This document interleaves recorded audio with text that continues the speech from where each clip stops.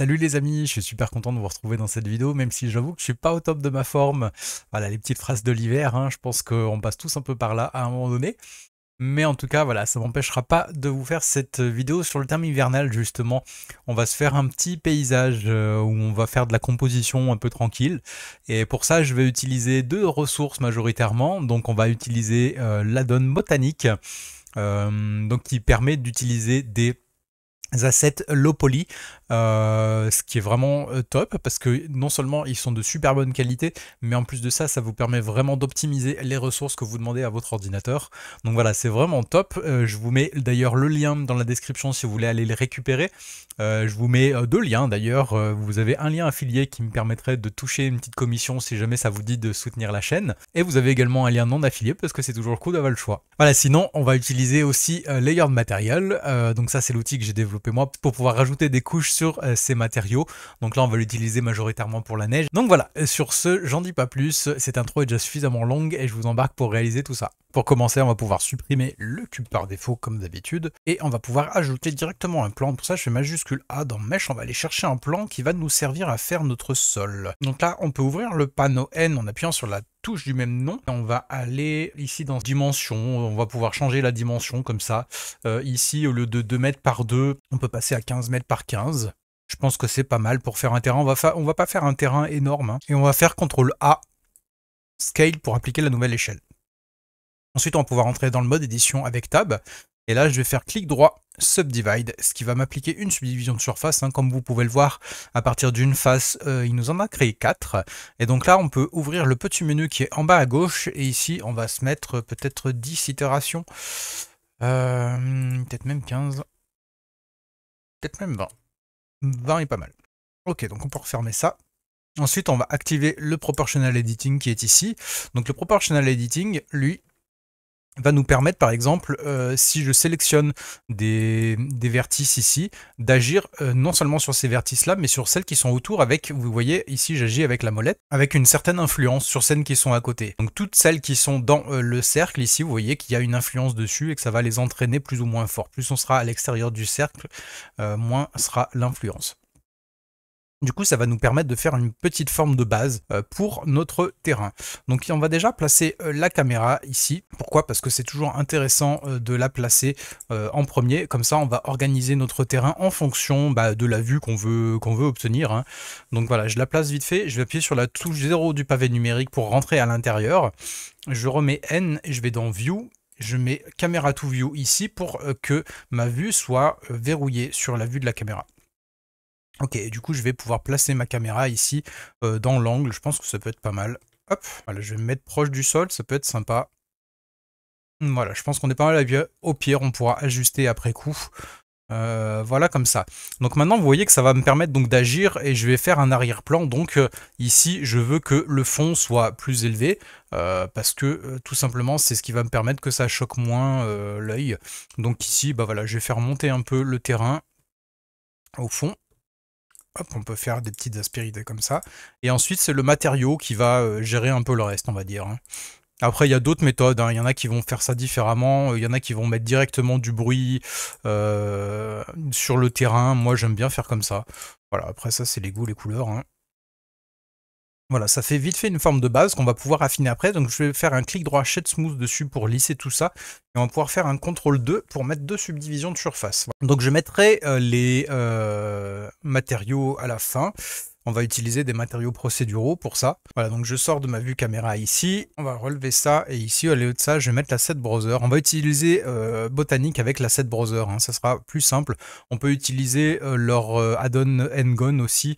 Mais voilà, pour l'exemple ici, on va utiliser la version asset browser de l'addon.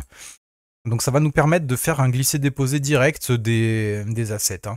Donc là, vous voyez que je vais donc dans la section conifère et je vais pouvoir les envoyer directement sur ma scène. Alors je vais les envoyer là pour que ce soit plus plat.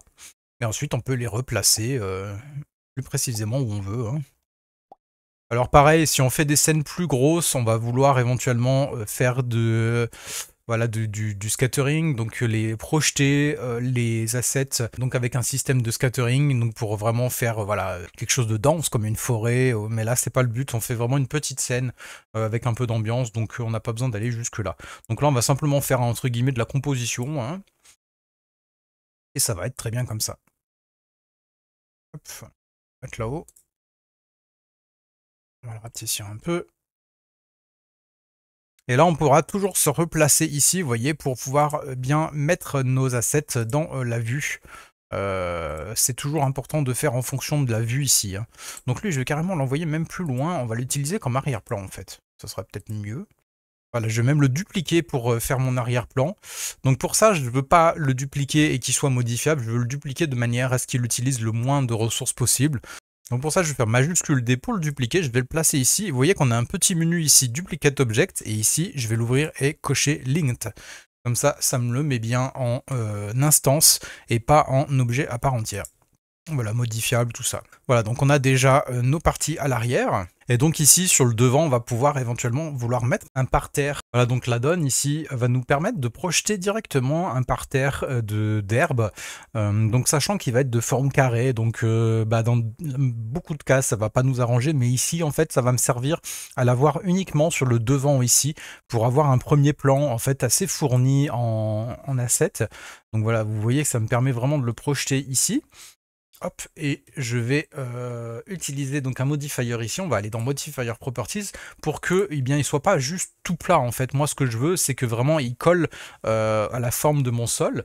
Donc c'est pour ça qu'on va ajouter un petit modificateur ici qui s'appelle Shrink Wrap, qui est là. Alors on va prendre la petite partie ici pour le monter au-dessus de l'autre modificateur pour qu'il le surpasse. Et ici, on va prendre la petite pipette pour venir dire, bah voilà, tu viens t'appliquer sur cet objet-là. Donc vous voyez que maintenant, il est projeté sur cet objet-là. Et donc maintenant, si je bouge ça, vous voyez que ça va relativement s'adapter à la forme de mon sol. Voilà, alors j'ai fait un petit saut dans le temps. Voilà, je tourne ça après avoir réalisé la vidéo, parce que je réalise que j'ai oublié juste quelque chose. C'est qu'en fait, si je veux que ça s'applique bien, mon Shrink Wrap de partout, vous voyez que là, j'ai des zones de blanc là. Donc en fait, vous voyez que ça va poser problème pour vraiment s'adapter comme il faut de partout. Donc là, si je veux que vraiment ma surface ici s'adapte vraiment bien à mon sol, il va falloir rajouter une subdivision de surface, hein. Donc pour ça, je vais simplement faire un CTRL 2. Je vais le mettre tout en haut ici dans les modificateurs et on va se mettre simplement sur simple pour que ça reste sur la forme d'origine carré. Et là, vous voyez qu'on est sur quelque chose qui va beaucoup plus s'adapter proprement de partout. Là, vous le voyez, hein, ça le fait beaucoup plus que là, quand il n'est pas activé. On voit clairement la différence, hein. Voilà. Donc parenthèse faite, je reprends là où la vidéo avait été laissée. Sachant qu'ici on a aussi la valeur d'offset qui va nous permettre de le mettre plus ou moins haut. Donc ici on va pas aller trop loin dans les valeurs. Je pense que là on est plutôt bien comme ça. Voilà, donc si je me remets ici et que je passe sous Cycle pour faire un petit aperçu pour l'instant, vous voyez que ça commence déjà à faire quelque chose d'hyper sympa. Et vous voyez que ça perturbe pas l'œil, hein. On va mettre aussi une texture pour le sol. Et donc vous voyez que ça rend plutôt très bien.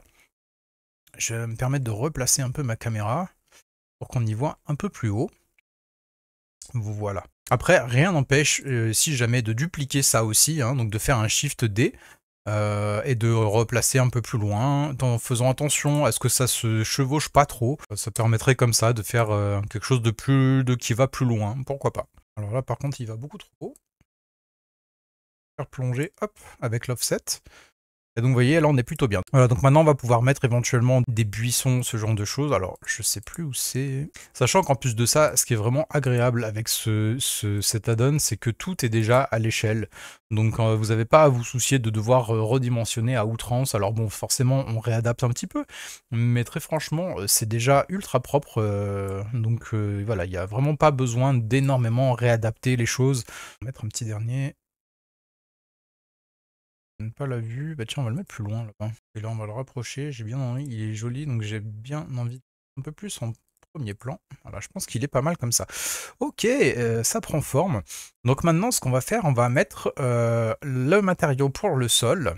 Donc pour ça je vais aller dans l'onglet shading qui est ici, hop. Donc voilà, ça nous réaffiche un peu tout. Ici il est passé vachement en dessous. Je vais acheter ça. Est-ce que ça va en termes d'affichage? Ouais, ça va.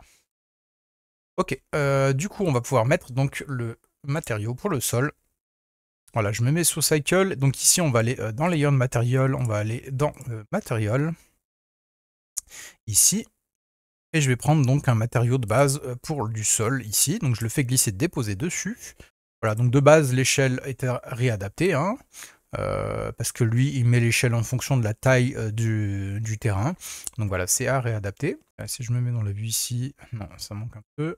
Voilà, et donc on va pouvoir rajouter de la neige par-dessus. Donc pour ça, je vais dans Layers ici. Hop, on va aller dans Landscape. Et donc ici, on va prendre Snow et je le fais glisser, déposer ici par contre sur mon shader editor. Je peux le mettre ici, donc sur le fil entre le shader ici de mon sol et la sortie de ma surface ici. Vous voyez que ça rajoute directement de la neige de partout et de manière assez, assez propre. Donc ici, on va envoyer le displacement dans le displacement de la neige pour que ça prenne en compte les deux. Et donc là, le displacement de la neige, en fait... non, je l'ai pas bon truc. Ça marche mieux comme ça. Comme ça, le displacement de mon sol, la neige vient s'y ajouter en fait. Donc comme ça permet vraiment d'ajouter des couches de manière intelligente. Hein.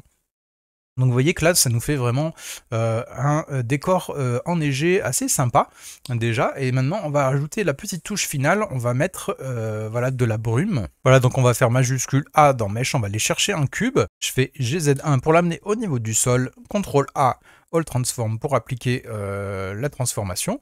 Et je vais faire un S pour élargir son échelle. Alors ça sert à rien de l'amener trop haut. Là maintenant je peux faire un S majuscule Z pour locker l'axe Z. Comme ça augmente l'échelle uniquement sur l'axe X, Y. Voilà, là on est plutôt bien. Donc je m'enlève de Cycle, pareil, CTRL A au Transform, comme ça m'applique la nouvelle échelle. Et là, ça vient de nous créer, donc on va pouvoir l'utiliser ça comme un domaine pour notre brume. Donc là, pour l'instant, on va aller ici dans Object Properties, on va aller dans Viewport Display, et au lieu de texture, on va se mettre en wire pour qu'on puisse voir à travers. Hein. C'est toujours plus pratique quand même. Ok, donc maintenant, on va pouvoir faire New ici, pour mettre un nouveau matériau sur notre cube. Et au lieu du principal BSDF, on va mettre un principal volume. Voilà, je peux le mettre ici. Et au lieu de l'envoyer sur la surface, on va l'envoyer sur le volume. Hein. Donc là, j'ai fait une vidéo précisément là-dessus, hein, la dernière d'ailleurs en date. Donc je vous y renvoie hein, si vous voulez revoir un peu comment faire des God Rays. Donc là, on va passer un peu plus vite dessus. Donc on va se mettre à 0,1 en densité. Quoique c'est même encore beaucoup. 0,5. Je teste hein, pour voir ce qui est le plus sympa. Ouais, je pense que 0,02 est pas mal. Maintenant, on va pouvoir placer le soleil par rapport à ça. Je vais réafficher l'arrière-plan pour voir le ciel. Donc moi, j'ai utilisé un Sky Texture hein, ici. Donc pour le remettre, vous allez dans World Properties. Ici, vous cliquez sur la petite pastille jaune. Vous allez sur un Sky Texture ici. Et vous pouvez éventuellement mettre les mêmes paramètres que moi si vous voulez. Et pour afficher ou non l'arrière-plan, on va aller dans Render Properties ici, on va aller dans Film, et ici, vous cochez ou vous décochez transparente. Donc voilà, donc si je décoche transparente, ça m'affiche le ciel derrière. Voilà, donc maintenant, on va pouvoir affiner notre ciel. Donc on va pouvoir augmenter l'ozone pour avoir une teinte plus bleutée hein, pour notre ambiance. On va pouvoir se mettre à 5, je pense que c'est pas mal, 5. Et ici, on va jouer sur le Sun Rotation. Vous voyez que ça vient jouer sur les ombres. Et moi, l'idée, c'est de le mettre plutôt là-bas derrière pour créer toute une ambiance comme vous pouvez commencer à l'apercevoir. Donc, je vais le baisser en hauteur. Alors, on va se faire un truc en fin de journée, là. En Sun Intensity, je vais le remonter à 1. Pourquoi? Parce qu'en fait, ça va nous permettre de préciser plus les rayons de lumière, justement. Donc c'est plus sympa.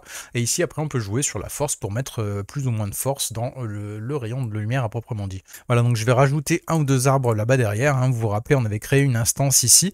Donc je vais le redupliquer, majuscule D. Alors pareil, je vais vérifier si tout... Non, il n'est pas linked, donc je le mets en linked. Voilà, et je vais pouvoir le placer là-bas derrière un peu plus. Voilà, l'idée, c'est vraiment de faire de la composition. Ici, je peux peut-être remonter un peu mon sol. Voilà, c'est plutôt bien comme ça. Hop, on peut essayer hop, de rejouer un peu. Voilà, là ça commence à être sympa. Faut trouver le bon équilibre. Je pense qu'on est plutôt bien comme ça. Ce qu'on va pouvoir faire maintenant, c'est rajouter ce qu'on appelle un effet de depth of field sur notre caméra. Donc pour ça, je vais aller sélectionner ma caméra ici dans l'outliner et je vais aller ici dans Data Properties, donc les propriétés de la caméra à proprement dit. Et ici, on peut venir cliquer sur Depth of Field. Ça va rajouter un effet de profondeur en fait sur notre caméra. Donc vous voyez, on a un effet de flou au premier plan et plus loin. Et ici, on peut soit mettre le focus sur un objet à proprement dit, soit mettre une distance de focus. Donc là, on va se mettre à une distance éventuellement de 2, pareil, il faut tester. Hein. 3, on va essayer de se placer à peu près par là, et là, je pense qu'on est plutôt bien. Ensuite, ce qu'on peut augmenter ici, c'est les blades. On peut se mettre à 6 ou 7. Ça permet éventuellement de faire rajouter des effets de focus avec la lumière, donc ça peut être sympa. Donc bon, là, vu comme elle est faite, ça ne permet pas trop de le faire, mais en tout cas, à certains moments, ça fait des effets sympas. Et voilà, on est plutôt bien. Donc maintenant, on va pouvoir appuyer sur F12 pour tester un rendu. Et voilà le rendu final. J'espère vraiment que cette vidéo t'a plu. N'hésite pas à me dire ce que t'en as pensé dans les commentaires. N'hésite pas à liker si t'as aimé, à partager et à t'abonner. Et sur ce, je te dis à très vite pour un prochain tuto. Ciao!